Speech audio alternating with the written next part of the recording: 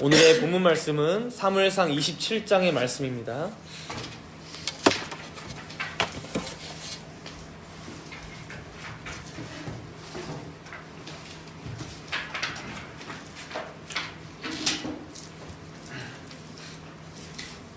사무엘상 27장 구약성경 455페이지에 있습니다. 1절부터 12절까지 제가 다 읽도록 하겠습니다. 다윗이 그 마음에 생각하기를 내가 후일에는 사울의 손에 붙잡히리니 블레셋 사람들의 땅으로 피하여 들어가는 것이 좋으리로다. 사울이 이스라엘 온 영토 내에서 다시 나를 찾다가 단념하리니 내가 그의 손에서 벗어나리라 하고, 다윗이 일어나 함께 있는 사람 600명과 더불어 가드 왕 마옥의 아들 아기스에게로 건너가니라.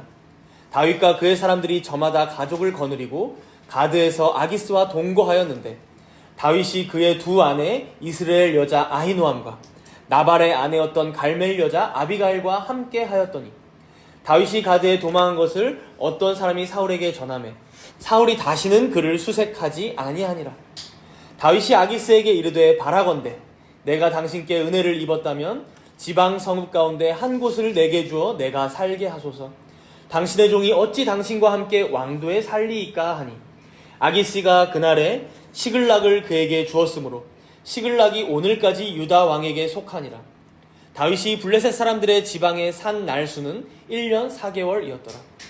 다윗과 그의 사람들이 올라가서 그술 사람과 기르스 사람과 아말렉 사람을 침노하였으니 그들은 옛적부터 술과 애굽 땅으로 지나가는 지방의 주민이라.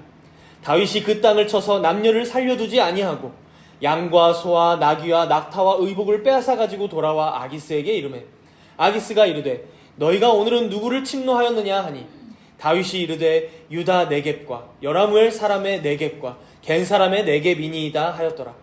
다윗이 그 남녀를 살려서 가드로 데려가지 아니한 것은 그의 생각에 그들이 우리에게 대하여 이르기를 다윗이 행한 일이 이러이러하니라 하여 블레셋 사람들의 지방에 거주하는 동안에 이같이 행하는 습관이 있었다 할까 두려워함이었더라. 아기스가 다윗을 믿고 말하기를 다윗이 자기 백성 이스라엘에게 심히 미움을 받게 되었으니 그는 영원히 내 부하가 되리라고 생각하니라. 아멘. 방금 제가 본문을 읽었지만 오늘 본문에 보면 친숙한 인물 한 명이 등장합니다.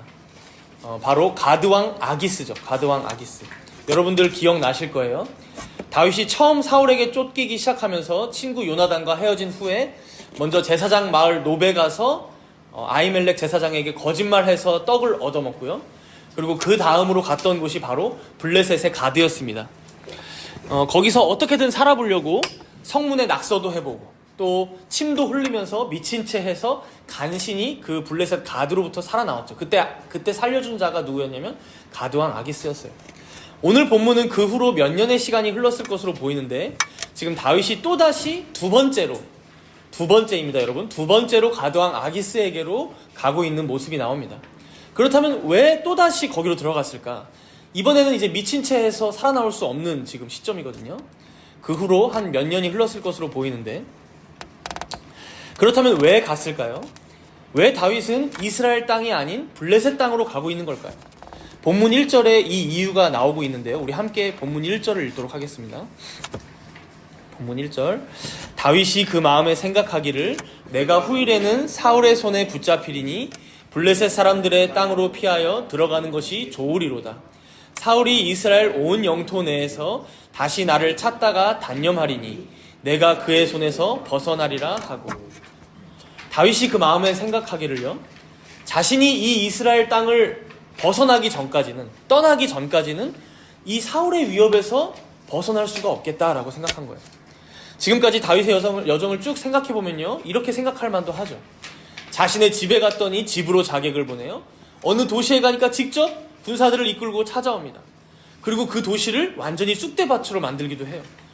최근에는 엔게디 요새라고 해서 어느 동굴에 들어가서 지내고 있었는데도 또 거기까지 3,000명의 군사들을 끌고 와서 자신을 쫓아오니까 이런 생각을 안 할 수가 없는 거죠. 그리고 우리가 오늘 본문 바로 전장인 26장은 함께 이제 살펴보진 않았어요. 그런데 여러분, 이 26장을 보면 다윗이 사울을 두 번째로 살려줘요. 다윗이 사울이 왔던 그 진영에 몰래 들어가서요, 사울이 잠자고 있을 때 그를 죽이지 않고 그 옆에 있던 창과 물병만 살짝 가지고 나옵니다. 그리고 이제 건너편 산에 올라가서 이제 사울이랑 그 다음에 사울의 군대 장관인 아브넬과 뭐 여러 가지 대화도, 이런저런 대화도 나누는데요. 문제는 뭡니까? 24장에서 동굴에 들어왔을 때도 한번 살려줬어요. 26장에서 진영에 갔는데도 한 번, 두 번째로 살려줬어요. 문제는 뭐냐면 첫 번째 살려줬지만 두 번째 찾아왔고, 두 번째 살려줬지만 세 번째 또 죽이려고 찾아올 수도 있는 거예요. 그러니까 사울의 말을 믿을 만한 근거가 없는 거죠. 보장이 안 되는 거죠. 자기의 안위가. 거기다 이스라엘 땅에 여기저기 있다가 보면요, 꼭 누가 그렇게 사울에게 가서 이르냐면 자기 동족들이 가서 일러요. 저기 사울 왕이시여, 저기 지금 다윗과 그의 일행들이 저기 있습니다. 그러니까는 여러분, 어딜 가도 계속 동족들에게 배신당하는 거예요. 그러니 여러분, 자기가 그들의 왕이 되어야 하는데, 여러분 다윗의 마음이 어땠을까요? 동족들에 대한 배신감도 계속 커져갔을 거예요. 한 가지 더 본문 3절에 한번 보세요. 본문 3절에 보시면 27장 3절이죠. 이제 다윗과 함께하는 사람들이 저마다 다 자신의 가족들을 거느리고 함께 움직이고 있어요. 그러니까 여러분, 남자만 만약에 600명이라고 생각하면 한 가족당 3, 4명 정도라고 평균을 잡아보면 아마 더 많았을 것 같은데 최소 2,000명이 넘어가는 지금 무리를 이룬 거예요. 그러니 여러분, 다윗 입장에서 한번 생각해 봅시다. 사면 초감입니다. 그렇죠? 진퇴양난이고요. 지금까지도 사울에게 쫓겨다니면서 너무 지쳐있는 상태예요. 그러니 어떻게 생각이 됩니까? 다윗이 그 마음에 생각하기를 사울의 손에서 좀 벗어나보자. 그래서 오늘 설교 제목이죠. 내가 그의 손에서 벗어나리라. 지금 이 생각만이 가득한 거예요. 다윗의 머리에. 그래서 여러분, 오늘 본문에 나오는 이 다윗의 상태에 대해서 이제 신학자 분들이 많이 이제 추측하기를 지금 극심한 스트레스로 상당히 지친 상태일 거다라고 이제 추측하기도 하고요. 현대로 보자면 이제 여러분 현대병 중에 하나가 뭐예요? 탈진. 그렇죠? 버닝이라고 하죠. 완전히 그냥 넉다운 된 거죠. 우울증이 와버리고 무기력증이 와버리고 이런 증상을 지금 겪고 있는 거라고 추측하기도 합니다. 그러니 어때요? 지금 다윗의 입장에서 보자면 어디든 우리가 두 발 뻗고 잘 수만 있다면 어디든 갈 수 있다, 어디든 가겠다라는 상태라는 거예요. 그런데 여러분 한번 생각해 보세요. 아무리 그래도 지금 다윗이 이 식구들을 데리고 가고 있는 곳이 어디예요? 블레셋이잖아요. 거기다 여러분 블레셋의 가드거든요. 가드왕 아기스에게 간 거니까. 가드가 어디입니까 여러분? 골리앗의 고향이에요. 골리앗의 고향. 골리앗이 가드 사람이에요. 여러분. 근데 지금 거기 자기가 그 골리앗을 죽여서 사실 장군으로 등단을 했잖아요. 근데 지금 거기로 자신의 몸을 피하러 간다? 아무리 지금 다윗이 힘들다고 해도 선을 넘어가고 있는 것이죠, 사실. 여러분, 누가 뭐래도 다윗은요, 장차 이스라엘의 왕이 될 사람이에요. 그렇다면 블레셋은 어떻습니까? 이스라엘에게서 원수이고 결국 멸망시켜야 할 나라입니다. 크게 보자면 하나님의 나라가 세워지기 위해서는 반드시 쓰러뜨려야만 하는 나라가 블레셋이에요.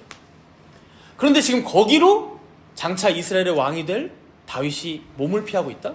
이건 여러분 사자 혹은 악어가 입을 벌리고 있는데 거기에 자기 목을 갖다 대주는 꼴이라는 것이죠. 그래서 그럴까요 여러분? 오늘 본문에는요, 하나님의 이름이 단 한 번도 언급되지 않고 있어요. 하나님 여호와 나오지 않습니다. 하나님이 완전히 사라졌습니다. 주님이란 단어도 나오지 않아요. 더해서 하나님의 말씀도 등장하지 않습니다. 다윗의 입에서든 누구의 입에서든 그 이름조차, 심지어 종교적인 어떤 색채조차도 조금도 비추질 않아요. 여러분 사무엘상이 31장까지 있는데요, 이런 장은 어디에도 없습니다. 마지막까지 가봐도 이제 31장에 보면 사울과 요나단이 죽는 내용이 나오는데 전쟁 내용이죠. 근데 그들이 죽었다고 해서 이제 마지막에 금식은 하거든요. 그러니까 종교적인 냄새는 좀 내면서 그래도 31장은 끝나요. 그런데 이 27장은요, 그야말로 하나님이 완전히 사라져버리고 기독교적인 색채도 전혀 없습니다. 그래서 여기서 등장인물들 몇 명의 이름만 바꿔도요, 이게 과연 성경 속의 이야기인가 싶을 정도라는 것이죠. 그래서 여러분 오늘 본문을 읽다 보면요, 우리 성도들의 삶에서도 이런 때가 있지 않나라는 생각이 듭니다. 오늘 다윗처럼 완전히 지치는 때가 우리에게도 찾아오죠. 스트레스가 극에 달하고요. 그래서 이제는 다 싫어져요. 가족이든 교회든 신앙이든 일이든 다 싫어져요. 동족 이스라엘에게도 계속 실망하고 있고요. 나에게 지워지는 짐이나 책임도 너무 무겁기만 합니다. 장차 내가 왕으로 세움을 받았다는 그런 배의 큰 하나님의 뜻도 모르겠어요. 그냥 이제 두 발 뻗고 잠이나 좀 잘 잤으면 좋겠다라고 생각이 드는 것이죠. 그게 머릿속에 가득해지는 거예요. 그래서 어떤 선택을 하는 거예요? 차라리 블레셋으로 가자. 블레셋이 더 낫지 않을까? 라는 생각까지 가는 것이죠. 그렇다 보니 여러분, 감사하다고 해야 할까요? 사실 다윗의 이런 결정을 우리가 객관적으로 평가하자면 정말 잘못한 선택이고요. 해서는 안 될 결정이지만 오늘 본문 말씀 안에서 보면 이런 다윗의 행동을 가지고 책망한다거나 비판한다거나 너가 잘못했으니 이런 벌을 받아라 라고 하나님께서 하신다던가 그러지 않습니다. 다만 이 다윗이 어떤 선택들을 하고 있는지, 그래서 그 결과로 어떤 일들이 벌어지고 있는지 그런 일들을 담담하게 서술해 나갑니다. 사랑하는 성도 여러분, 누구보다도 우리 하나님께서는 우리의 이런 연약함, 다윗의 이런 연약함을 아주 잘 알고 계십니다. 우리 인생들의 한계를 너무도 잘 이해하고 계세요. 그래서 우리가 하나님의 백성이고 성도인데도 불구하고 때로는 하나님도, 예수님도, 성령 하나님도 전혀 의지하지 않고 지낼 때가 있어요. 그만큼 우리 일상에서 이리 치이고 저리 치이고 혹은 이런 고민에 저런 염려에 몸도 마음도 지치고 낙심하며 실망하며 지낼 때가 있음을 우리 주님은 다 아십니다. 그렇기에 그럴 때 우리 주님이 잠잠히 기다려주시는 때가 있다는 것이죠. 오래 참아주시는 때가 있다는 거예요. 아니 많죠 여러분. 오늘 본문이 다윗에게 딱 그러한 때입니다. 그렇다면 여러분, 우리가 오늘 말씀을 어떻게 해석하고 바라봐야 할까요? 우리가 이 균형을 잘 잡고 말씀을 살펴보면 좋을 것 같아요. 먼저 한편으로는 다윗의 연약함이 분명히 있습니다. 그가 하는 선택은 오류가 있고 잘못입니다.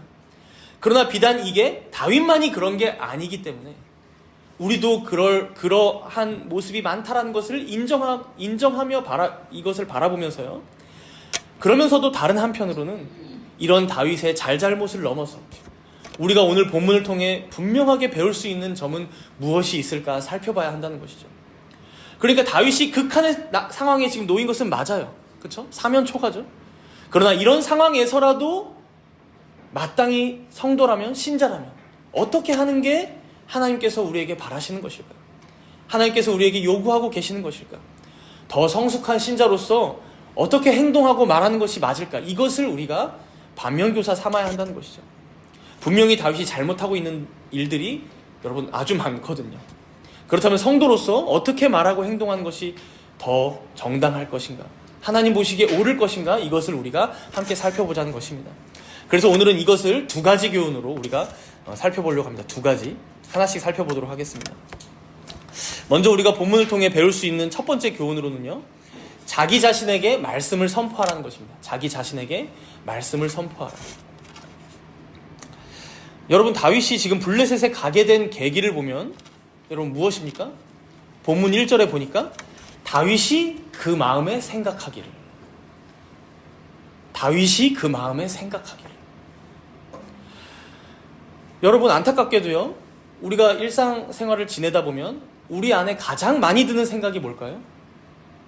별로 우리가 의식하지 않고 그냥 지내다 보면요, 내 자아는 항상 어느 때고 온갖 안 좋은 소식들을 쫙 끌어모아서 우리에게 알려줍니다. 내 앞에 있는 많은 문제들에 대한 걱정을 하게 만들어요. 미래에 대한 염려, 각박한 현실에 대한 두려움, 불안함, 이런 것들을 쫙 내 앞에 가져와요, 여러분. 아주 자연스럽게도. 여러분들도 저에 대해서 좀 아시겠지만 저는 제가 꽤 긍정적인 사람이라고 생각합니다. 미래에 대해 낙관적으로 그래도 바라보려고 하고, 그래도 웬만한 일들에 대해서는 잘 될 거야 라고 하면서 주변 사람들을 안심시키는 유형이라고 저는 생각해요. 부정적으로 생각하기보다는. 그런데도 여러분, 제가 어떤 줄 아세요? 아침에 눈을 뜨기 시작하자마자 오늘 하루는 어떻게 보내야 할까 걱정이 되기 시작합니다. 가만히 멍 때리고 있다 보면 저나 우리 가족의 미래가 불안해집니다. 집에서 천진난만하게 놀고 있는 주원이만 이렇게 보고 있어도요, 저 인생이 앞으로 어떻게 이 험난한 세상을 살아갈까? 10년, 20년 뒤에는 과연 제가 예수나 믿을까? 뭐 이런 이제 걱정들을 늘어놓기 시작해요. 기본적으로 우리 사람들은 어때요, 여러분? 하나님을 믿는 사람이라고는 하지만, 예수님을 믿고 거듭나서 하나님의 자녀가 되었다고 하지만, 기본적으로 하나님 없는 인생처럼 살아가는 게 우리들에게 세팅이 돼 있어요. 기본적으로. 좋은 소식보다는 안 좋은 소식에 더 마음이 가요, 우리가. 낙천적인 생각보다는 비관적인 생각에 우리의 마음이 쏠립니다. 여러분, 이게 죄인들의 기본적인 모습이에요. 그래서 우리가 어떻게 해야 합니까? 바로 오늘 우리에게 주시는 첫 번째 교훈, 자기 자신에게 말씀을 선포하라는 거예요. 자기 자신에게 말씀을 선포하라. 여러분, 이게 무슨 말일까요? 여러분 기억나실 거예요. 사무엘상 23장 14절에 보면요, 이제 다윗이 사울에게 계속해서 쫓겨다닐 때, 다윗은 몰랐지만 하나님께서 이런 말씀을 남겨요. 사울이 다윗을 매일 찾되 하나님이 그를 그의 손에 넘기지 아니하니라. 여러분들 기억나시죠? 이 말씀에 근거해서 우리가 함께 찾아본 말씀이 있었어요. 우리 시편 91편인데 함께 한번 찾아볼까요? 시편 91편입니다. 구약성경 870페이지에 시편 91편.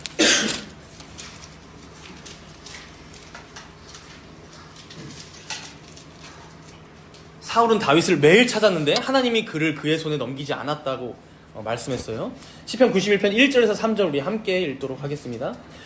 지존자의 은밀한 곳에 거주하며 전능자의 그늘 아래에 사는 자여, 나는 여호와를 향하여 말하기를 그는 나의 피난처요 나의 요새요 내가 의뢰하는 하나님이라 하리니, 이는 그가 너를 새 사냥꾼의 올무에서와 심한 전염병에서 건지실 것임이로다.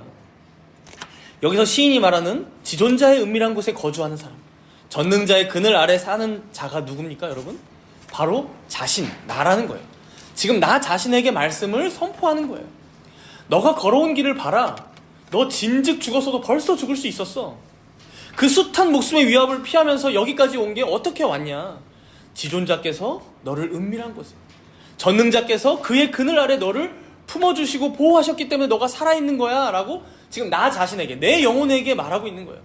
그래서 2절에 뭐라고 얘기합니까? 나는 여호와를 향하여 말하기를 그는 나의 피난처요 요새요 내가 의뢰하는 하나님이라. 이는 그가 새 사냥꾼의 올무에서와 심한 전염병에서 건지실 것임이로다. 여러분, 지금 시인은 바로 자기 자신을 향해서 내가 지금까지 어떻게 살아있을 수 있는지, 내가 지금까지 어떻게 안전하게 거하며 지내왔는지, 내가 지금 누리고 있는 모든 은혜와 복들이 어디로부터 온 것인지를 내 영혼아 다시금 기억해내봐, 생각해내봐 라고 자기 자신을 향해서 하나님의 말씀을 선포하고 있는 거예요. 왜 시인이 이렇게 합니까, 여러분? 시편에 보면 이런 말씀들이 곳곳에 나오거든요. 여러분, 우리가 이렇게 우리 자신에게 말씀을 선포하지 않으면요, 오늘 다윗처럼 내 마음에 저절로 드는 생각은 뭐라고요? 불안, 초조, 두려움, 걱정, 염려들 뿐이라는 거예요. 우리가 딱 그 수준이기 때문이라는 거예요. 하나님의 자녀가 되는데도요, 여러분, 기가 막히게 우리 안에는 나의 옛사람이 더 강해요. 여러분, 조금 이것을 떼서 생각해보자면, 여러분, 내 자아는요, 여러분 뭐 요즘에 현대 자아 성취 이런 말 하는데 그건 자아를 너무 믿는 거예요, 여러분. 내 자아는 옛사람을 더 좋아해요. 죄악들을 더 좋아해요. 하나님을 불신하는 걸 더 좋아합니다. 그래서 옛사람과 새사람이 싸워도 옛사람이 이기는 것만 같은 형국이 될 때가 많아요.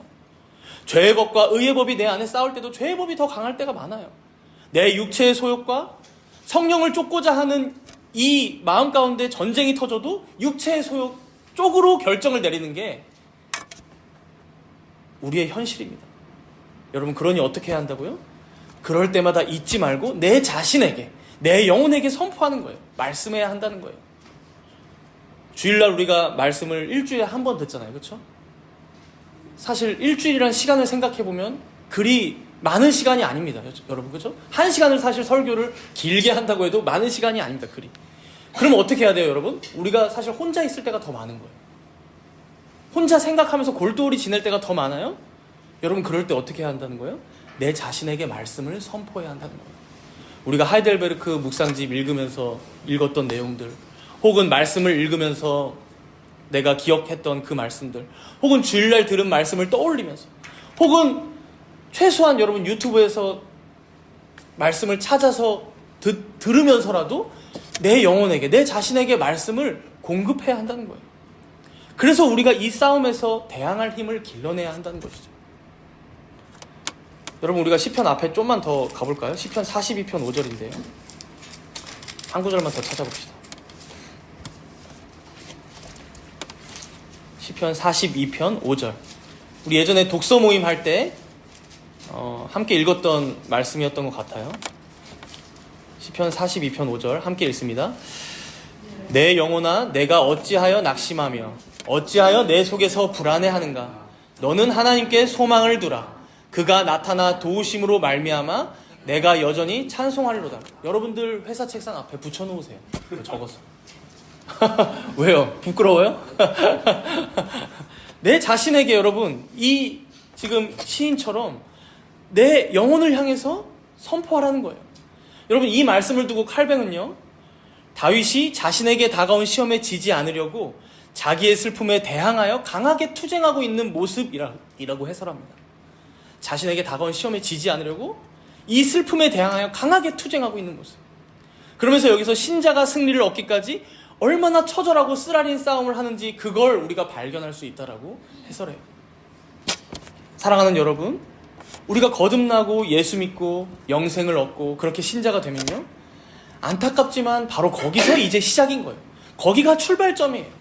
우리가 구원받았다고 천국행 티켓 땄다고 끝이 아니라, 아니 우리가 예수님을 믿고 보니 우리가 이 인생을 더 살아가는 이유가 있었구나, 목적이 있었구나, 하나님을 영화롭게 하고 그를 영원토록 즐거워하는 거였구나. 그렇다면 이제 그렇게 살기 위해서 피 흘리기까지 싸우고 대항해야 하는 싸움이 우리에게 남아있다는 거예요. 이게 바로 히브리서 12장에서 말씀하신 죄와 싸우되 피 흘리기까지 싸우라 라는 말씀이죠. 그런데 여러분, 이 싸움에서 우리가 어떻게 이길 수 있다고요? 우리에겐 이길 능력이 없습니다. 힘도 없고요, 지혜도 부족해요. 우린 그만큼 어리석고 부족한 자들입니다. 질그릇 같은 자들이라는 거예요. 그럼 우리가 어떻게 승리합니까? 십자가에서 다 이루신 그 예수 그리스도의 죽으심과 부활을 바라봐야 한다는 거예요. 지금도 우리를 자신의 손에서 한 번도 놓지 않으시고 붙잡으시며 그 날개 아래 품어주고 계시는 우리의 사랑스러운 아버지 하나님을 바라보라는 거예요. 바로 그것만이 우리 안에 있는 불안을 떨치고 우리 안에 깊숙이 자리 잡은 그 두려움을 덜어내고 미래에 대한 염려를 제거하고 승리하는 유일한 길이라는 것입니다. 생명의 길이죠. 그러니 다윗이 여기서 이렇게 선포하는 거예요. 시편 42편 5절에 내 영혼아, 내가 어찌하여 낙심하며 어찌하여 내 속에서 불안해하는가? 너는 하나님께 소망을 두라. 그가 나타나 도우심으로 말미암아 내가 여전히 찬송하리로다. 사랑하는 여러분, 오직 주님만이 우리의 소망이 되심을 기억하시기 바랍니다. 비록 오늘 본문에서는 사무엘상 27장 말씀에서는요, 하나님 이름 한 번도 안 나오고 그의 말씀도 한 구절 나오지 않지만 다윗의 어리석음과 아기스 왕의 욕망만이 설쳐되고 있지만, 그래도 우리가 알지 않습니까? 모든 것이 하나님의 손안에 있고 모든 역사가 그의 주권 가운데 붙들려 있다는 것을 우리는 잘 압니다. 이처럼 그분이 우리에게 자비를 베푸신다는 것, 그가 우리의 기도를 여전히 듣고 계시며 우리의 처지를 돌보고 계신다는 것이 얼마나 우리에게 큰 위로요 안위가 됩니까? 이것을 내 자신이 잊지 않게 하기 위해 바로 내 영혼에게 하나님의 그 인자하신 성품을 선포하고 그가 나를 위하여 이루신 모든 일들, 그 구속의 말씀을 들려줘야 한다는 것이죠. 안타깝게도 오늘 다윗은 그러지 못했던 것입니다. 물론 많은 때에 다윗은 그렇게 시험을 이겨내기도 했지만 오늘 본문에서만큼은 그러지 못했던 거예요. 그리고 바로 이런 날들이 우리에게도 언제 어느 때고 찾아올 수 있다는 것입니다. 그러나 간구하기는 여기 모인 모든 정다문교회 성도들 가운데 하나님의 은혜가 있길 바랍니다. 여러분들 가장 지치고 힘들고 낙심하고 탈진해 있을 그때에 오늘의 이 말씀이 떠오르길, 그래서 이 말씀이 살아서 운동력 있게 여러분들 안에서 역사하길, 그래서 우리의 혼과 영과 관절과 골수를 찔러 쪼개서라도 여러분들의 마음과 생각과 뜻을 새롭게 하시길 간구하며 축복합니다. 이제 두 번째로 우리가 배울 수 있는 교훈은요, 일이 잘 풀릴 때 더 주의하라는 것입니다. 일이 잘 풀릴 때 더 주의하라. 오늘 본문에 보면요, 참 아이러니한 거죠. 다윗의 계획도 잘못되었고 다윗의 선택들도 족족 다 잘못합니다. 그런데 일은 잘 풀리는 것 같아요. 세 가지 지점에서 우리가 그렇게 볼 수 있는데요. 우리가 하나씩 간단히 살펴보도록 할게요. 우리 다시 본문으로 돌아와 봅시다. 사무엘상 27장을 보면요, 4절을 우리 함께 읽어봅시다. 4절.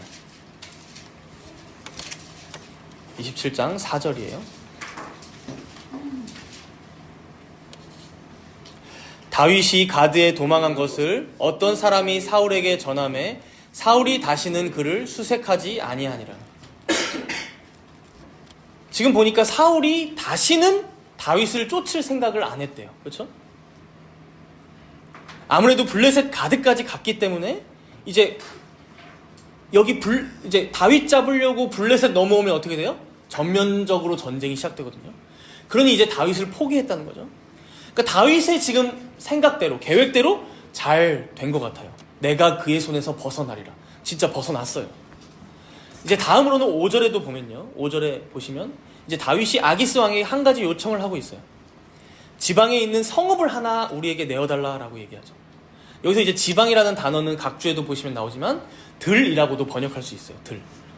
이제 아마 다윗의 식구들도 계속해서 불어나고 늘어나기 때문에 다 같이 여기선 더 못 살겠다라고 이제 싶었던 것 같은데, 다윗이 아기스 왕에게 이걸 좋게 말해야 되니까 어떻게 말합니까? 당신의 종이 어떻게 왕과 함께 똑같이 살겠습니까? 라고 얘기해요. 당신의 종이 어떻게 왕과 함께 똑같이 살겠습니까? 비굴하죠, 여러분. 비굴하죠. 근데 6절에 보면요, 아기스 왕이 왕다운 모습을 보여요. 그날의 시글락을 그에게 줬다고 합니다. 그날에. 아주 쿨하게 시글락이라는 아마 그 지방 성읍을 떼어준 것 같아요. 그러니까 다윗이 장차 이스라엘 왕이 될 사람으로서 원수와 같은 적국에 정말 비굴한 모습을 보인 거지만 결국 어때요? 자기 계획대로 된 거예요. 그렇죠? 자기 생각대로. 이제 마지막으로 하나 더 있습니다. 이제 시글락에 가서 살기 시작한 이후의 얘기인데요. 근데 아마 자기들이 먹고 살 물품이나 뭐 여러 가지 더 필요했던 게 많았던 것 같아요. 그래서 8절에 이제 말씀이 나오는데 우리 8절을 함께 읽어볼까요? 8절. 다윗과 그의 사람들이 올라가서 그술 사람과 기르스 사람과 아말렉 사람을 침노하였으니 그들은 옛적부터 술과 애굽 땅으로 지나가는 지방의 주민이라. 다윗과 그의 사람들이 주변의 이방 민족들을 침노했어요. 9절에 보니까 여기 가서 사람들은 한 명도 살려놓지 않고 다 죽입니다. 잔인하죠? 그렇죠? 그리고 나머지들 뭐예요? 양과 소, 낙타, 의복들을 다 빼앗아 와요. 이제 이런 것들이 실제적으로 필요했던 것 같아요. 많은 사람들이 살다 보니까. 당연히 이 소식을 아기스 왕도 들었을 거예요. 정보망이 있을 테니까. 그래서 10절에 물어보죠. 너 누구를 침략하고 온 거야? 계속 요즘에 너 군대 이끌고 나갔다 온다는데. 다윗이 대답을 하는데 9절에 여러분 보세요. 9절에 보니까 유다 네겝과 여라무엘 사람의 네겝과 겐 사람의 네겝이니이다. 여기서 이 네겝이라는 단어는 지역이라는 의미로 보시면 돼요. 그러니까 유다 지역과 여라무엘 사람들이 사는 지역과 겐 사람이 사는 지역을 침략하고 약탈해 왔습니다 라고 대답하는 거예요. 여러분, 다윗이 지금 어때요? 일단 거짓말하고 있죠. 첫 번째로 다윗이 여러분 실제로 침략했던 곳은 그술, 기르스, 아말렉이었어요. 근데 아기스 왕에게 그렇게 말하면 어떻게 될까요, 여러분? 얘네들은 여전히 이스라엘이 아닌 다른 이방 민족들을 침략하고 있네? 우리 블레셋도 위협할 수 있는 세력이 되는 거 아니야? 라고 그런 취급을 받을까봐 어때요? 아기스 왕에게 신임을 얻고자 자신들의 안전을 위해서 지금 어디를 침략하고 왔다는 거예요? 유다 지역 쪽 3군데를 침략하고 왔습니다 라고 얘기하고 있는 거예요. 그런데 여러분 잘 생각해 보세요. 이 거짓말이 여러분 얼마나 섬뜩한 거짓말입니까? 여러분, 다윗이 누군가요? 이스라엘 중에서도 유다 지파 사람이에요. 베들레헴 출신의 이새의 아들이고, 유다 지파라고 하면 자신들의 다 친척들이에요. 식구들이에요. 크게 보자면. 근데 거길 침략하고 왔다는 거예요. 더해서 여기 나오는 여라무엘이라는 사람은요, 역대상 족보에 나오는 사람인데 유다의 증손자입니다. 유다. 야곱의 아들 유다의 증손자. 그러니까 유다 지파 중에서도 유력한 가문 중에 하나로 보이는데 지금 거길 침략해서 사람들 죽이고 왔다라고 얘기하죠. 마지막으로 갠 사람의 지역은 어디냐면요, 사사기 1장에 보면 모세의 장인어른이 갠 사람이에요. 모세의 장인. 그러니까 여러분, 모세의 가족들이 살고 있는 그 고을도 우리가 약탈하고 왔다라고 지금 얘기하고 있는 거예요. 아기스의 신임을 더 얻어보려고, 잠깐의 이 위기를 탈출해 보려고 거짓말로 말한 곳이 여러분 유다지파. 거기다 유다지파 중에서도 아주 유력한 가문들, 갠 사람의 사람들이 살고 있는 거기를 우리가 다 죽이고 약탈해서 돌아왔다라고 얘기하고 있는 거죠. 여러분, 얼마나 끔찍한 거짓말입니까? 오늘 본문에서 다윗이 계획한 게 뭐가 있었습니까? 세 가지 살펴보면, 사울을 피하고자 블레셋으로 왔어요. 실제로 피하게 됐습니다.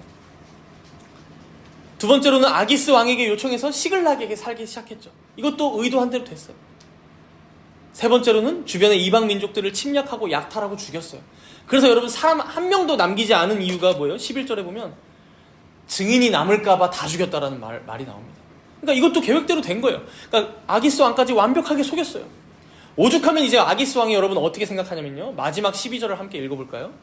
오늘 본문 마지막 12절입니다. 함께 읽습니다. 아기스가 다윗을 믿고 말하기를, 다윗이 자기 백성 이스라엘에게 심히 미움을 받게 되었으니 그는 영원히 내 부하가 되리라고 생각하니라. 아기스 왕을 완벽하게 속인 정도가 아니라 아기스가 어떻게까지 생각했어요? 이 다윗이, 그는 영원히 내 부하가 되리라. 어떻습니까 여러분? 다윗의 계획대로 쭉 잘 되어져 온 일들이 정말 잘 된 일인 것 같습니까? 다윗은요, 지금 너무 멀리 와버렸어요. 다윗이 원래 있어야 할 자리는 어디입니까 여러분? 여러분, 잠시 앞으로 가서 우리가 사무엘상 22장 5절을 함께 읽어볼까요? 22장 5절이에요. 사무엘상 22장 5절. 다윗이 원래 있어야 할 자리를 알려주고 있어요. 22장 5절 함께 읽습니다. 선지자 갓이 다윗에게 이르되, 너는 이 요새에 있지 말고 떠나 유다 땅으로 들어가라. 다윗이 떠나 헤렛 수풀에 이르니라.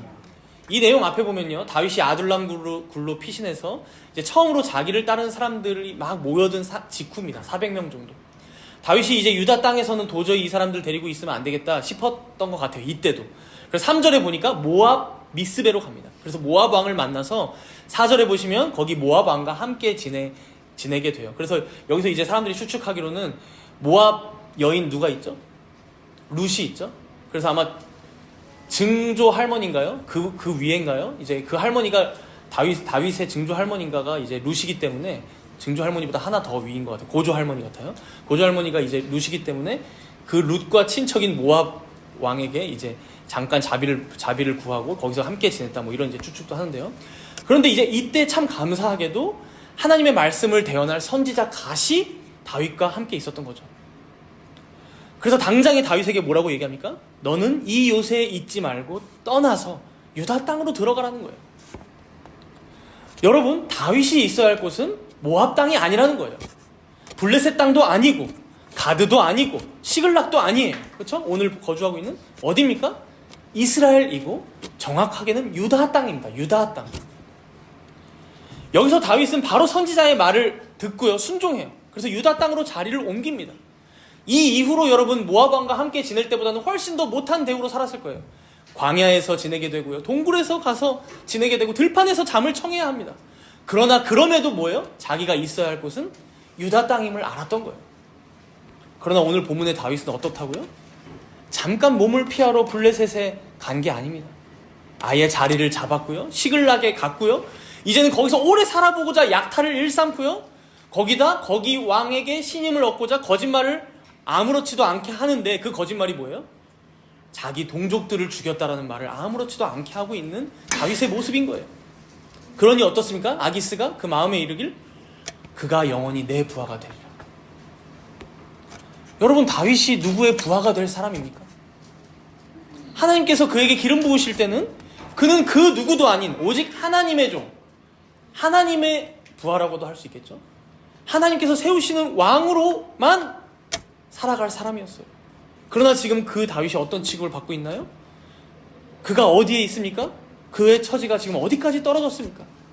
너무나 비굴하고 비천한 모습으로 전락해 있다는 것입니다.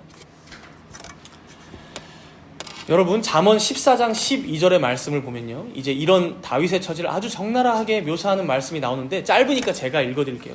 잠언 14장 12절 말씀인데, 어떤 길은 사람이 보기에 바르나 필경은 사망의 길이니라 라는 말씀이에요. 어떤 길은 사람이 보기에 바르나 필경은 사망의 길이니라. 다윗이 보기에는 이 길이 맞는 것처럼 보였어요. 이렇게 해야 우리가 살겠다 싶었을지 몰라요. 그러나 필경 사망의 길이었다는 거예요. 사망의 길. 사랑하는 여러분, 우리에게도 이런 일이 없으리란 법이 없다는 것이죠. 하나님의 마음에 합한 자, 그 다윗의 처지가 이런 처지가 되었다면 우리 또한 그러지 말라는 법이 없다는 것이죠. 우리가 보기에는 이 길이 더 옳아요. 더 맞는 것 같아요. 그래서 쭉 가봤어요. 그런데 의외로 일이 잘 풀려요. 내가 계획한 대로 예를 들자면 돈도 잘 벌려요. 혹은 내가 계획한 대로 1년 뒤, 5년 뒤, 10년 뒤에 계획도 잘 착착 진행돼요. 뭔가 불안은 했지만 그래도 괜찮았어요. 그런데 그게 잘 되는 게 아니었다는 거예요. 사람이 보기엔 맞을지 모르지만 하나님이 보시기에는 필경 사망의 길이니라. 여러분, 우리도 인생을 살아가다 보면 때로는 일이 잘 풀리고 계획대로 돈도 싹싹 잘 벌리고 내가 생각했던 대로 일이 착착 진행되고 그럴 수 있어요. 하나님의 은혜죠. 부족하지만 어리석지만 일이 잘 풀리게 하신 거니까요. 그러나 어때야 합니까? 그럴 때 더 주의해야 한다는 거예요. 더 신중하게 지금 내가 걸어온 길 혹은 내가 걸어갈 길을 되짚어보고 점검해 봐야 한다는 거예요. 그리고 내가 지금 어디에 서 있는지를 살펴봐야 한다는 거예요. 말씀에 비추어서 나의 상태를 점검해 봤을 때 내가 지금 서 있는 곳이 이스라엘 땅이 아니라 하나님 백성다운 삶이 아니라 아기스 왕의 종이 되어 있네? 세상의 가치를 쫓는 삶을 살고 있네? 하나님이 아니라 세상의 우상들을 숭배하고 물질을 쫓고 유행이나 명예만 쫓고 살아가고 있네? 그럴 땐 어떻게 한다고요? 선지자 갓이 말해주잖아요. 빨리 거기로부터 떠나서 유다 땅으로 들어가라. 거기가 들판이어도, 거기가 광야여도, 거기가 동굴이어도 거기로 돌아가야 한다는 거예요. 하나님의 말씀을 따라 살기를 애쓰고 하나님께서 요구하시는 삶으로 살아가기를 몸부림치고, 그래서 내가 죄를 지은 것이 있다면 하루빨리 회개하고 돌이키고 그렇게 다시금 주님의 은혜를 간구하며 살아가야 한다는 것입니다. 사랑하는 정담교회 성도 여러분, 여러분들이 지금 서 계신 곳은 어디입니까? 여러분 주변에 많은 이들이 여러분들을 세상의 가치를 쫓는 사람으로 알고 계시진 않습니까? 돈과 명예와 부귀와 영화를 섬기며 살아가는 세상의 종으로 여러분들을 생각하고 있진 않습니까? 혹시라도 그렇다면 지금이라도 하루빨리 돌이켜서 다시 하나님 백성의 자리로, 거룩한 성도의 자리로, 하나님 자녀의 자리로 회개하며 돌아와야 한다는 것입니다. 이제 말씀을 마무리하도록 하겠습니다. 중세시대의 격언 중에 이런 말이 있다고 합니다. 중세시대 격언 중에 하나님은 절름발이 말을 타시고 꼬부라진 막대기를 가지고도 반듯하게 기록하신다. 여러분, 오늘 본문으로 보자면 다윗은 절름발이 말이었고 꼬부라진 막대기였습니다. 그러나 어떻다고요? 우리 하나님께서는 그 절름발이 말을 타셔서도 꼬부라진 막대기로도 반듯하게 기록하실 수 있는 분이라는 거예요. 이 격언이 참 맞다고 생각되는 것은요, 오늘 본문의 일들을 통해 이뤄진 결과들을 보면 우리가 알 수 있어요. 다윗은 분명히 잘못된 선택들만 했고 자기 생각을 쫓아 사는, 옛사람을 따라 사는 전형적인 죄인의 모습을 보여주고 있었어요.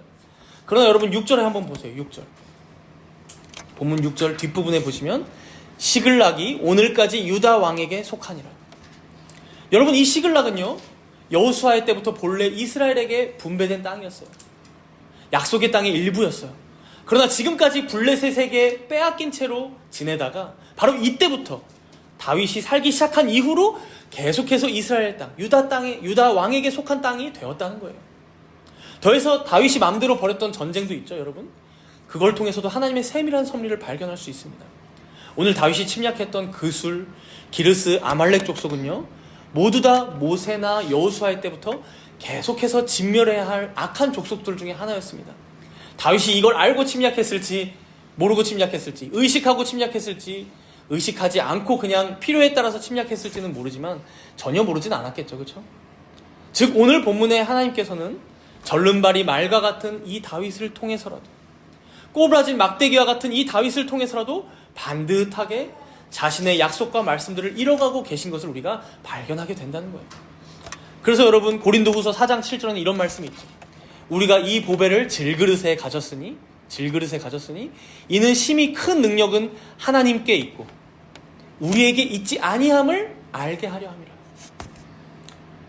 사랑하는 성도 여러분, 다윗뿐만 아니라 우리 모두가 다 질그릇과 같은 자들입니다. 그런데 오히려 이게 우리에게 은혜인 이유는 무엇입니까? 심히 큰 능력이 우리에게가 아니라 오직 하나님께만 있음을 알게 되기 때문입니다. 연약한 우리들이 이만큼 지금 살아가고 있는 것 자체가 나의 노력이나 열심이나 공로가 아니라 오직 지존자이신 주님께서, 전능하신 하나님께서 그의 보호와 돌보심 가운데 오직 은혜로 인도하셨구나, 이걸 알게 되기 때문에 은혜라는 거예요. 우리는 아무런 가치가 없는 진흙과 같은 자들이지만 우리의 토기장이신 주님께서 우리를 귀히 쓸 그릇으로 만드신다는 것입니다. 우리는 지금도 여전히 질그릇과 같은 자들일지 모르지만 당신의 보배를, 가장 귀한 보배를 우리 안에 담으신다는 거예요. 그러니 이것을 여러분 누가 말리겠습니까? 누가 이러한 하나님의 경륜을 방해할 것이며 없이 하겠습니까? 그러니 사랑하는 성도 여러분, 오직 이 하나님의 은혜에만 기대어 살아가시는 여러분들이 되시기 바랍니다. 세상의 아기스 왕에게 가서 내 미래를 맡기며 미래를 불안해하며 두려워 떠는 자들이 아니라 오직 영원히 불변하시고 무한하신 그 하나님께만 소망을 두시고 오직 그의 도우심만을 구하며 그를 경외하고 찬송하며 살아가시는 여러분이 되시길 바랍니다. 혹여나 마음이 흔들릴 때가 있다면 무엇보다 여러분 자신에게, 여러분 자신의 영혼에게 말씀을 선포하시며 승리하시는 여러분이 되시기 바랍니다. 그럴 때 우리를 위해 다 이루신 예수 그리스도의 구속의 은혜가, 또한 지금도 우리를 위해 간구하시는 성령 하나님의 은총이, 또한 우리를 지금도 날개 그늘 아래 품으시는 아버지 하나님의 사랑이 여러분들과 함께하고 여러분들을 지키며 여러분들을 돌보실 것입니다. 우리 함께 기도하도록 하겠습니다. 오늘 들은 말씀을 기억하면서 현재 우리가 어디에 있는지를 잘 되돌아보도록 하겠습니다. 오늘 다윗은 자기 자신만의 생각에 빠져 결국 블레셋의 가드 땅까지, 아니 아기스의 종이 되기까지 비굴해지고 비천해지는 모습을 우리가 보았습니다. 하나님의 말씀을 좇아 사는 것이 아니라 내가 맞다고 생각하는 것을 좇고 살아가다 보면 우리도 어느새 그런 자리에 가 있게 될 때가 있을 것입니다. 오늘 말씀 앞에서 우리는 지금 어디에 서 있는지를 되돌아봅시다. 하나님의 말씀을 좇아 살며 그리스도의 구속에 기대어 살고 성령 하나님만을 의지하는 생명의 길에 서 있는지, 아니면 세상의 가치들만을 쫓아 돈과 명예와 유행과 부귀만을 쫓아 살고 있진 않은지 되돌아보며 회개하도록 합시다. 너무도 바쁘고 분주한 일상 가운데 이러한 중요한 내용들을 다 잊고 살았다면 이런 우리들에게 은총을 베푸시고 긍휼히 여겨주시기를 기도합시다. 그리하여 내 영혼을 향하여 하나님의 귀한 말씀을 선포하는 삶을 살게 해달라고, 그렇게 질그릇과 같은 우리 삶에 주님의 귀한 말씀과 영광을 담는 우리들 모두가 되게 해달라고 우리 함께 간절히 간구하며 기도하도록 하겠습니다. 하나님 아버지 감사합니다. 주여, 우리는 어느새 다윗과 같은 이런 모습에 빠져 살아갈 때가 너무도 많습니다. 주여, 우리들 가운데 하나님의 은총을 베풀어 주시옵소서. 그래야 정말 어리석은 우리들을 다시 깨어나게 하시고 새로운 영혼을 공급하여 주시옵소서.